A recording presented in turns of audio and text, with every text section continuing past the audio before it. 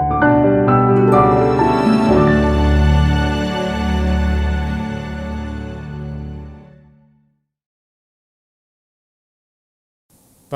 ibu dan bapak, para suster, bruder, frater, kaum muda, remaja, dan anak-anak yang terkasih di dalam Kristus.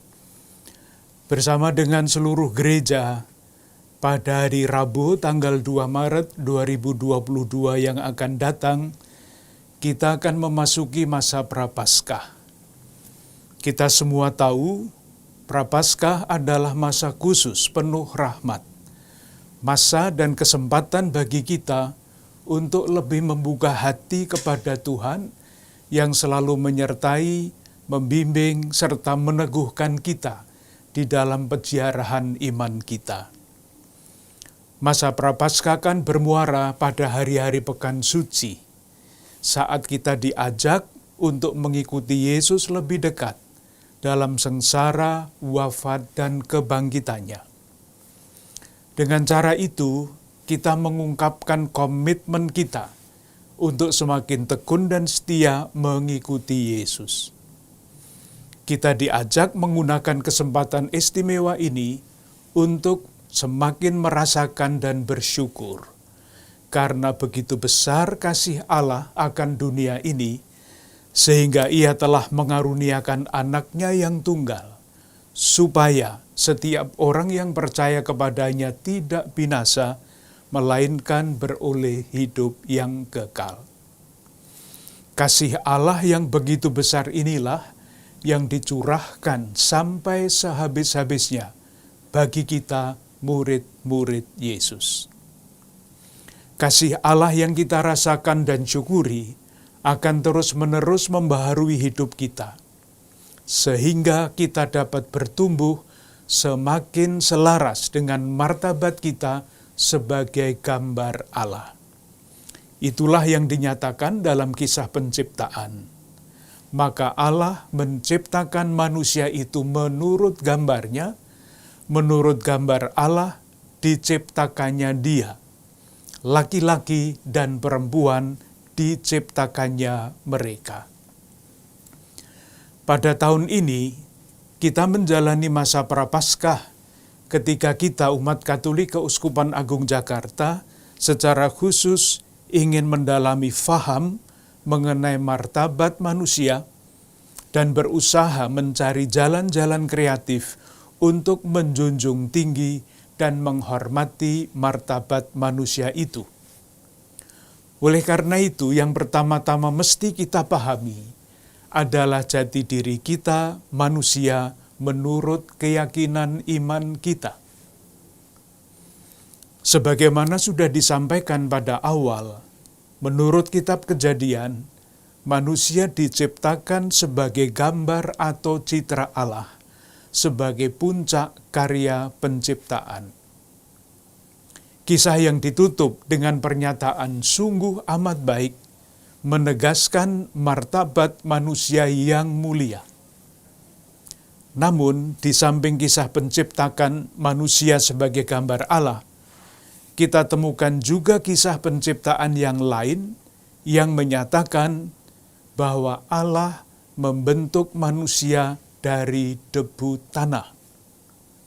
Kisah ini menegaskan sisi manusia yang lain, yaitu kerapuhannya. Kerapuhan manusia itulah yang diungkapkan dalam kisah dosa manusia pertama.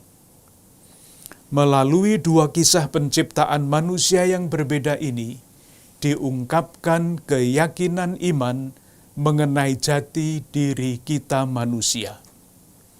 Manusia adalah pribadi yang rapuh, yang dipanggil oleh Allah untuk bertumbuh menjadi pribadi yang semakin mulia, menjadi pribadi yang semakin bermartabat. Manusia yang diciptakan sebagai puncak segala ciptaan itu dianugerahi oleh Allah kelebihan dibandingkan dengan makhluk ciptaan yang lain. Manusia dianugerahi akal budi, hati nurani, dan kemerdekaan. Dengan akal budi yang dituntun oleh hati nurani yang jernih, manusia akan bertindak sebagai pribadi yang bebas merdeka.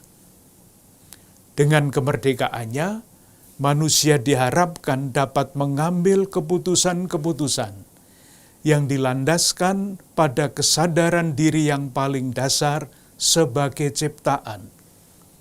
Sebagaimana diajarkan misalnya dalam latihan rohani Santo Ignatius. Manusia diciptakan untuk memuji, menghormati, serta mengabdi Allah Tuhan kita. Pertanyaan yang muncul adalah, bagaimana cara kita, manusia gambar Allah yang rapuh, dapat menggunakan akal budi, hati nurani, dan kemerdekaan kita untuk mengabdi dan memuliakan Allah? Jawabannya kita semua tahu. Dengan meneladan Yesus, yang adalah gambar Allah yang tidak kelihatan, yang di dalamnya seluruh kepenuhan Allah berkenan diam. Dengan meneladan Yesus, melakukan apa yang Ia lakukan, kita akan semakin mencerminkan kemuliaannya. Itulah yang dinyatakan oleh Rasul Paulus. Kita semua mencerminkan kemuliaan Tuhan. Maka kita diubah menjadi serupa dengan gambarnya, yaitu Kristus, dalam kemuliaan yang semakin besar.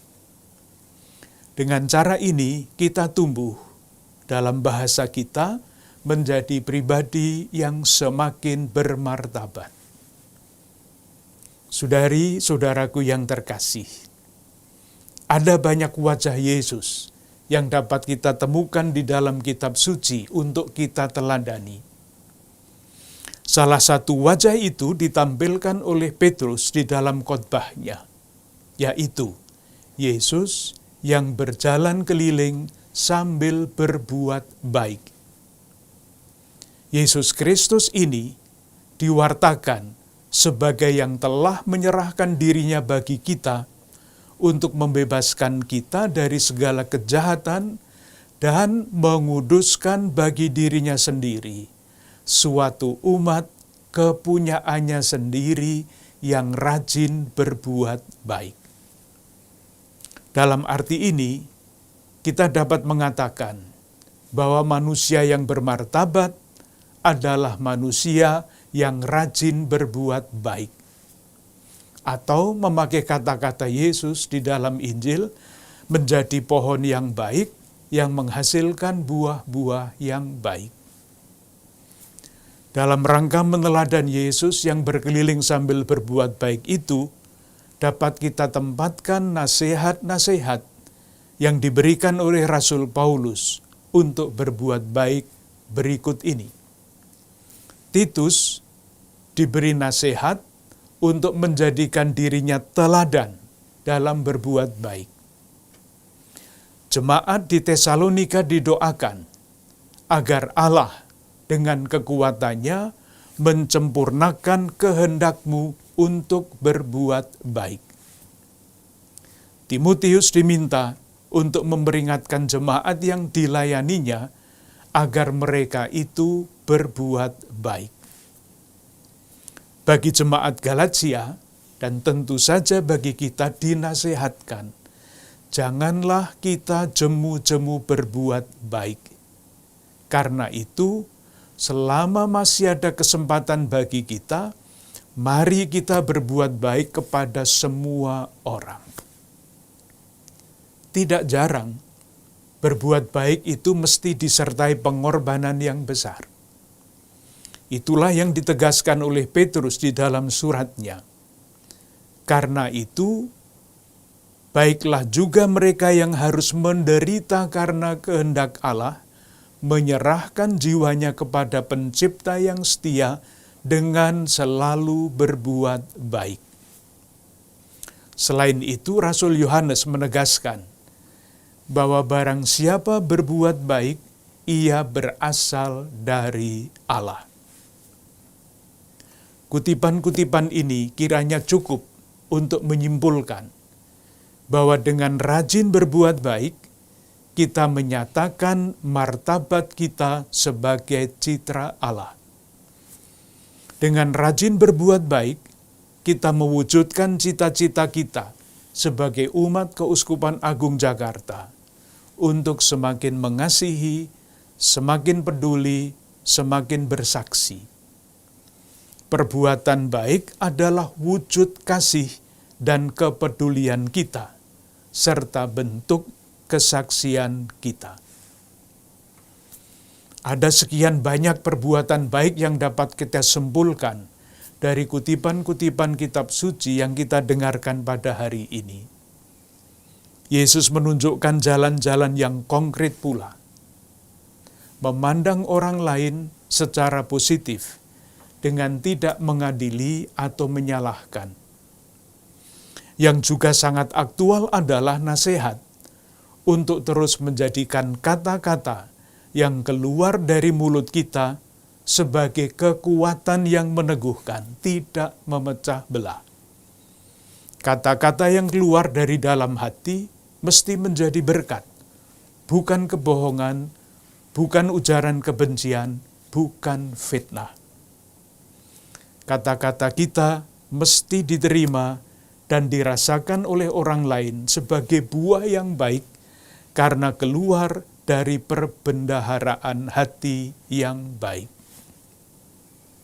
Agar perbuatan baik itu semakin kreatif, kita masing-masing, keluarga-keluarga atau komunitas kita, dapat dan perlu mengajukan pertanyaan ini serta berusaha menjawab dan melaksanakannya.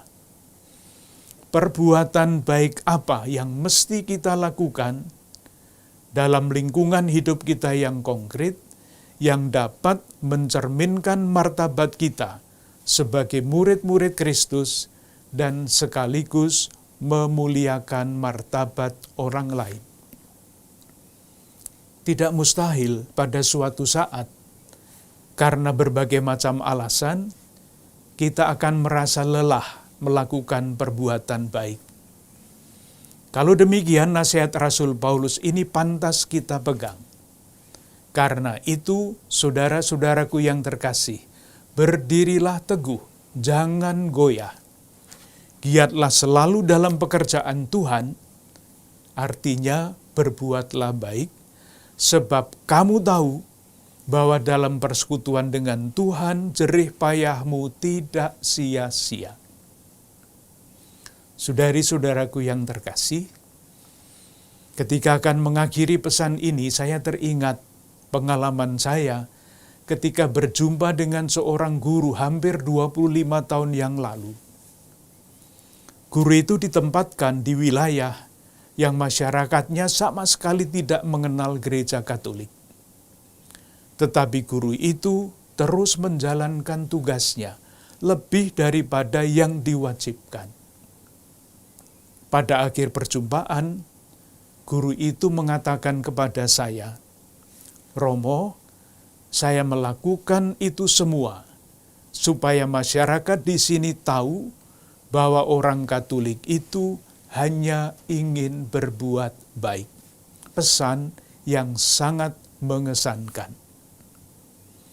Akhirnya bersama para imam, diakon, dan semua pelayan umat, saya dengan tulus ingin mengucapkan terima kasih kepada para ibu, bapak, suster, bruder, frater, kaum muda, remaja, dan anak-anak semua yang dengan beraneka cara terlibat dalam karya perutusan Keuskupan Agung Jakarta.